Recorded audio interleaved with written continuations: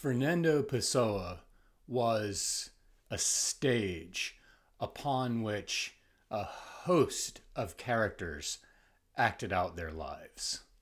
I am a keeper of sheep. The sheep are my thoughts, and my thoughts are all sensations. I think with my eyes and my ears, and with my hands and feet, and with my nose and mouth. To think a flower is to see it and smell it, and to eat a fruit is to know its meaning. That's why, on a warm day, I feel sad because I enjoy it so much. And stretching out on the grass and closing my hot eyes, I feel my whole body lying stretched out on reality. I know the truth, and I am happy. I'm nothing. I'll always be nothing. I can't even hope to be nothing. That said, I have inside me all the dreams of the world. Countless lives inhabit us. I don't know, when I think or feel, who is thinking or feeling. I am merely the place where things are thought or felt. I have more than just one soul. There are more I's than I myself. I exist, nevertheless, indifferent to them all. I silence them. I speak. The crossing urges of what I feel or do not feel struggle in who I am, but I ignore them. They dictate nothing to the I know. I write. I gave birth to my infinite being, but I had to wrench myself out of me with forceps. None of this work that I just read belongs to Fernando Pessoa. It comes from Alberto Caero, Álvaro de Campos, and Ricardo Reich. Oh, and Bernardo Soares, respectively. Yet, all of it is Fernando Pessoa.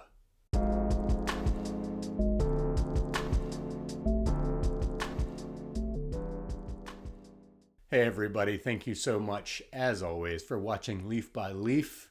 Today I am going to be talking about this year's subscriber wildcard pick, the Book of Disquiet from Fernando Pessoa.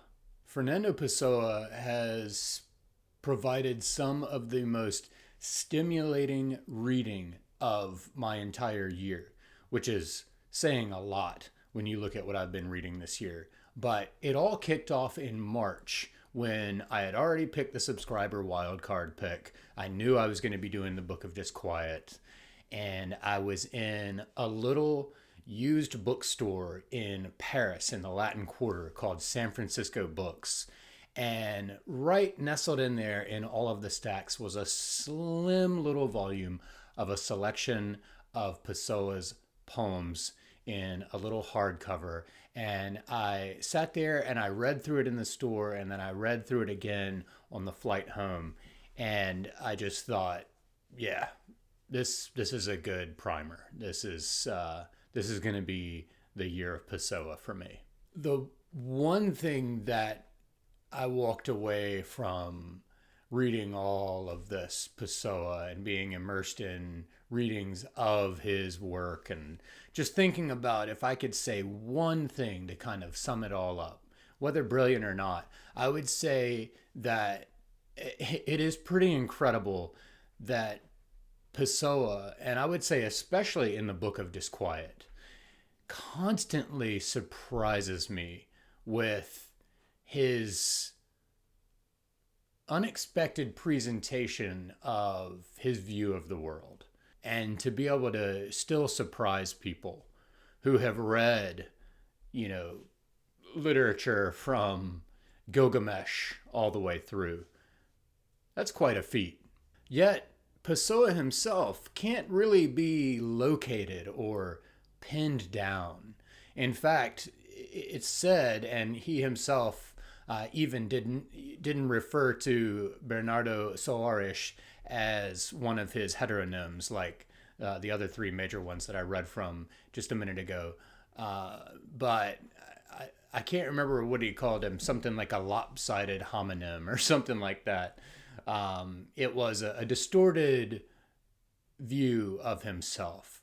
Yet, and so it's said that Soares is the closest we come to facing Pessoa himself. Yet Pessoa was such a he was so given to performance and the mythology of his self, or the complete debunking of the concept or notion of having a self or a personality, that it's just difficult. And that I like that because it pushes us to the work.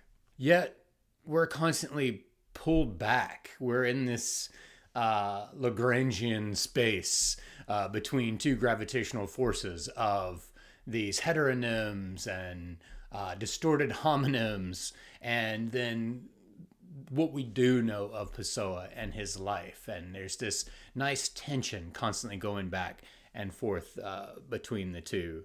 But just the fact that he constantly rejected the belief that, or the conviction that he had a self, while yet creating other selves that also, some of whom also rejected the notion of having a self. Sort of this self-referential recursion. And in the same way, he would reject philosophy, for example, while also actively participating in it.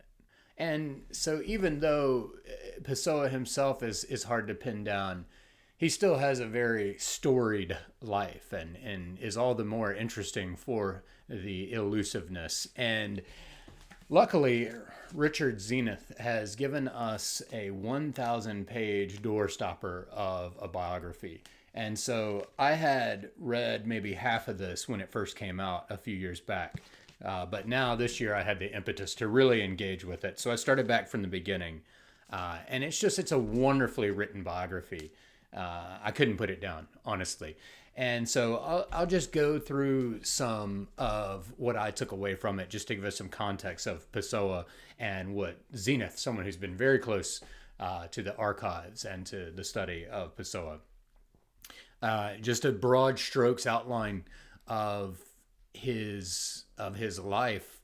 Pessoa is not Zenith's, but he arrived in South Africa as a young boy with practically no English, and this was a colonized area, and so he was this Portuguese boy who only spoke Portuguese, was suddenly uprooted. His father passed away. His mother fell in love with this guy who was stationed in Durban, uprooted him, put him in there, and then wouldn't you know it, but he would suddenly leap ahead of all of his classmates, including native English speakers, learning the English language and beyond. He began creating heteronyms and newspapers and periodicals from a very, very young age. He would come up with these magazines and these columns and all these different editors and writers, and it was all him. He would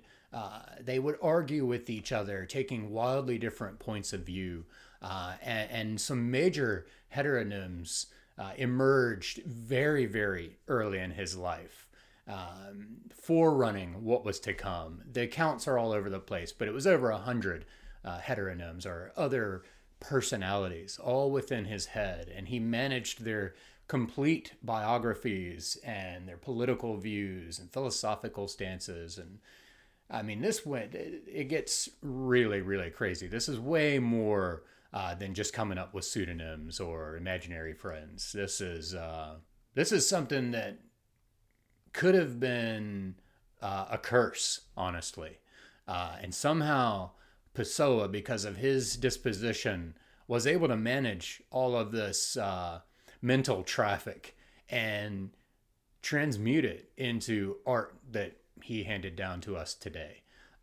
He himself could barely stick with things, and it's amazing that we have what we have, but he also sort of just knew that it would take root and the art would find its way, and he was right.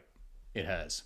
He's one of these who he did sort of earn his money throughout life, translating business letters and business documents into English, French, Portuguese. He worked at all these different companies in downtown Lisbon. And it seems that he really liked being in that sort of business hustle and bustle environment. Yet he was all the while writing his poetry and so on little scraps of company letterhead, company stationery. And the companies seemed to really like boasting that they had this creative writer. But he was horrible with sticking with things and horrible with money. And he really wasn't cut out for anything but letting these voices. He's more of a medium poet, or a poet medium. And he wanted to be a businessman so bad, and tried to start all these different companies. He spent his 5 million, what was there, reais, or is it reis? I know in Brazil it's reais, but he spent his whole inheritance on a press, the Ibis press, and it just tanked, and he was in debt, couldn't get it off the ground. He had ideas for inventions, board games, he had these patents, business ventures, and he just couldn't bring any of them to fruition. And eventually he was intensely obsessed with the occult and the mystical and magical, and he ended up rubbing shoulders with Aleister Crowley, and even colluded with him to fake his death and all this crazy stuff. Like Gerald Murnane, Pessoa came up with all these sports teams and all of these competitions and scores and wins and losses and all this that was all just inside his head. I don't think he had the filing cabinet full of stuff written down, such as Murnane had. Stuff's in the trunk, the famous trunk, that used to be in the Pessoa House archives and is now with a private collector. He once wrote a slogan for Coca-Cola that ended up getting Coca-Cola banned in Portugal for 50 years. And all of this stuff, I'm giving you the broad strokes, and you can dig in the Zenith biography. But in the end, this is one of these guys who remained virtually penniless and unknown, yet was an indisputable genius. And early on, he was obsessed with the links of genius and madness, and that kind of obsessed some of his studies for a while. But luckily, he, all this came out in his poetry. This is how I believe he sublimated it. He experienced waves, bouts of dark depressions. He drank very heavily. Yet, curiously, no one ever really noticed him drunk. He was one of these where it didn't really affect him very much. But he also really prized his privacy. So it could be, we don't know what happened when he was drinking in private. But just one of these odd people that come about once in a while. And then later on, it's discovered just how brilliant.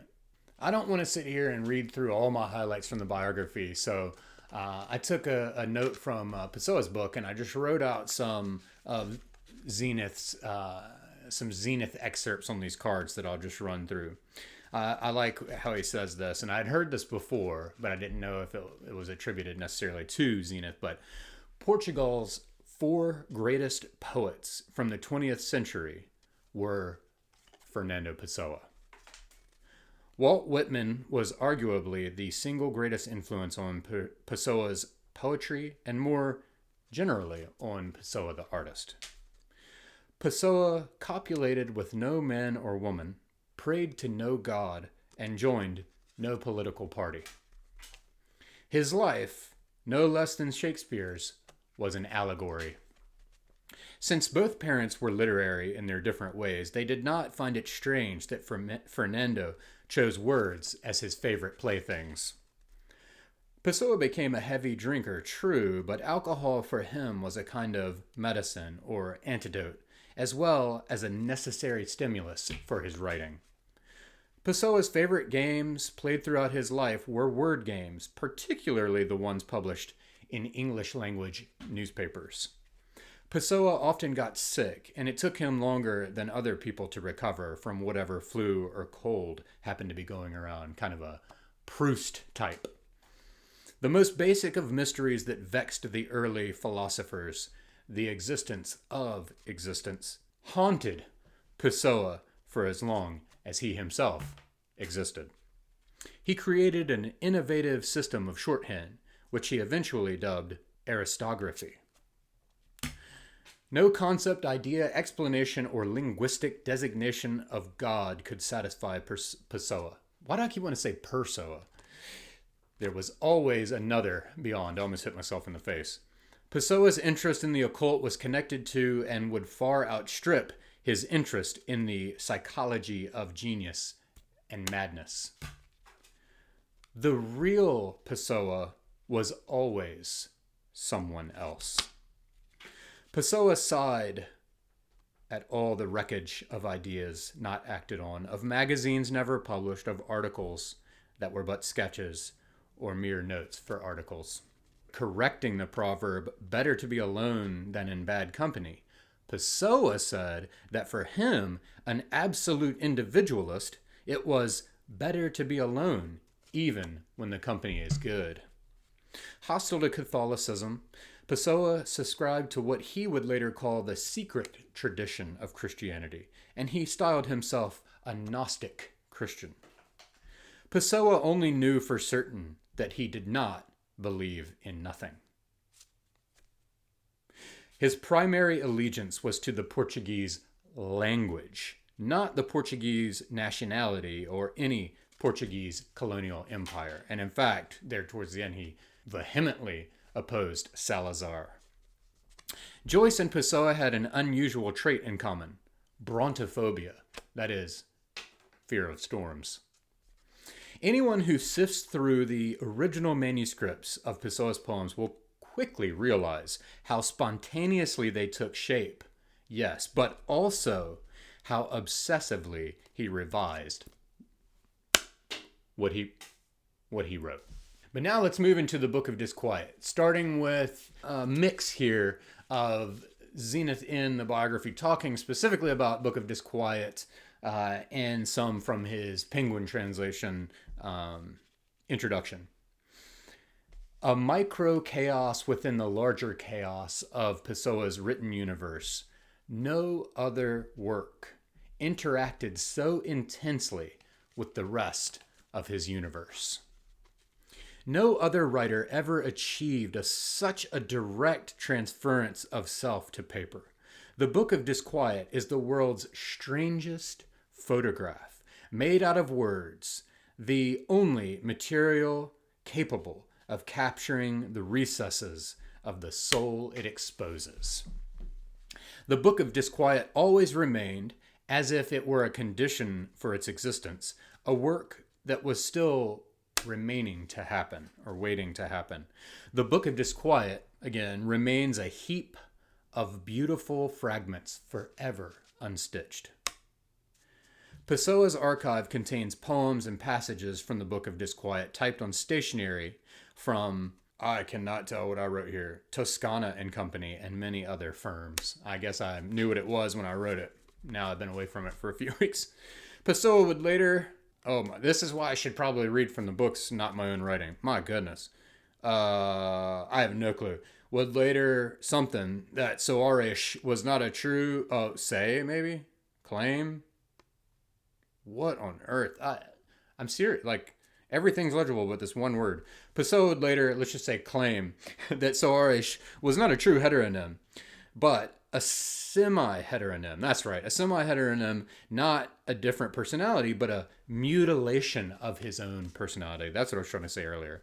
Bernardo Soares, the author of Book of Disquiet, made a religion out of his sensations and dreams, aspiring to experience and analyze them from every possible point of view.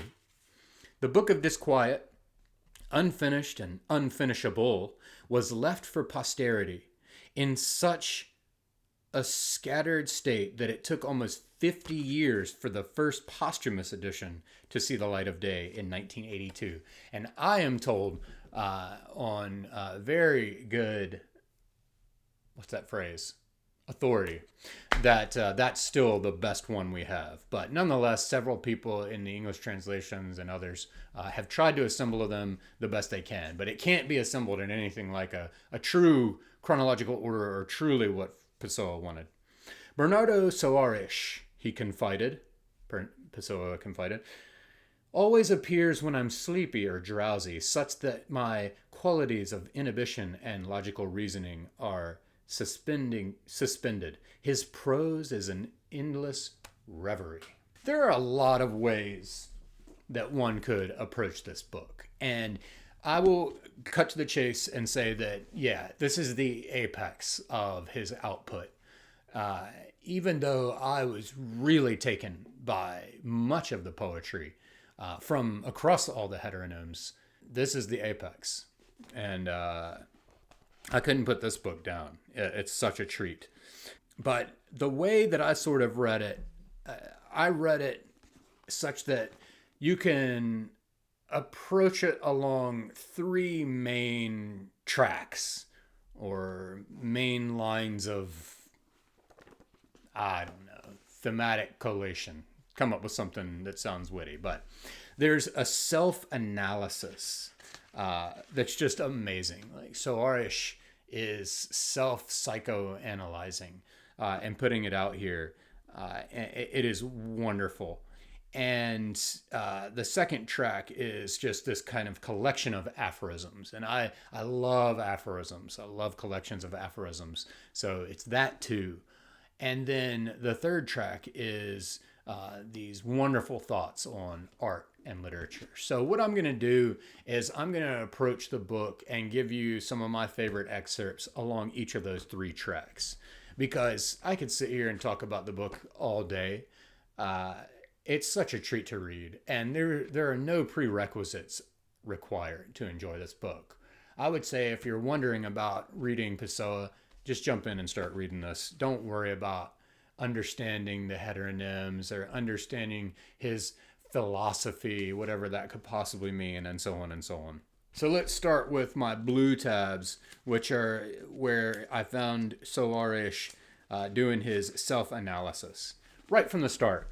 I, however, am the sort of person who is always on the fringe of what he belongs to, seeing not only the multitude he's a part of, but also the wide open spaces around it. That really, really resonated with me. Everything interests me, but nothing holds me.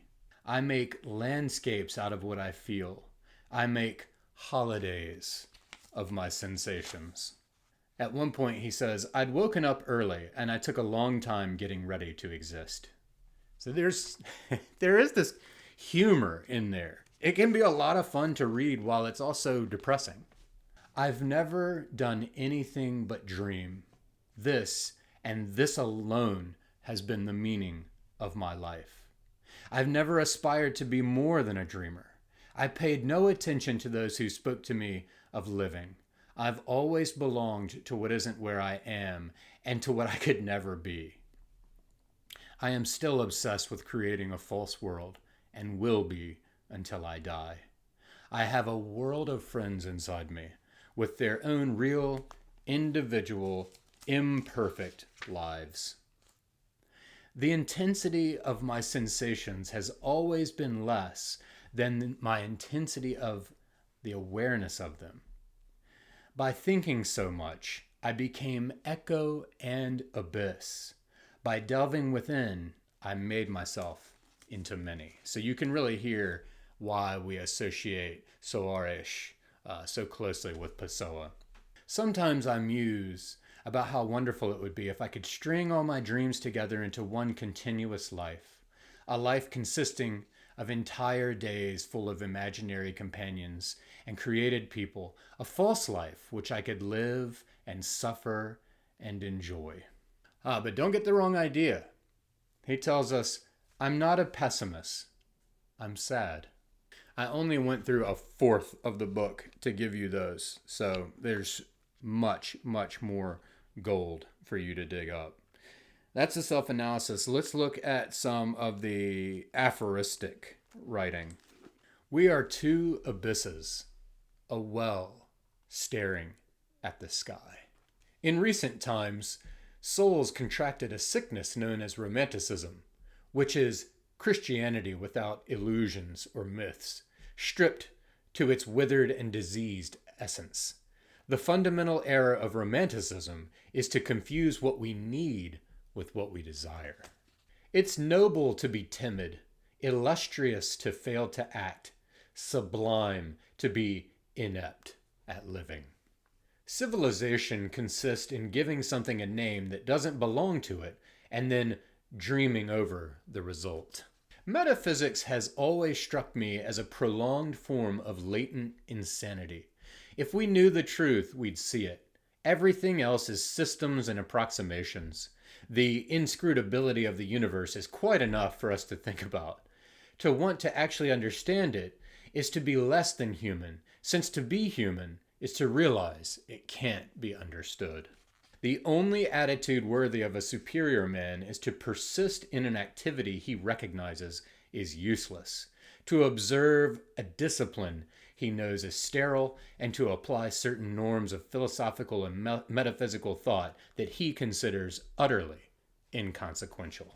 We never love anyone. What we love is the idea we have of someone. It's our own concept, our own selves that we love. Renunciation is liberation. Not wanting is power. Only the eyes we used for dreaming truly see. So I hope you can already see how you can't really pin him down. He's a syncretist, I guess. He's this amalgamation of so many things. You cannot call him one thing. He doesn't have maybe the category is just Pessoan. All right, well, anyway, let's look at some of his thoughts on art and literature.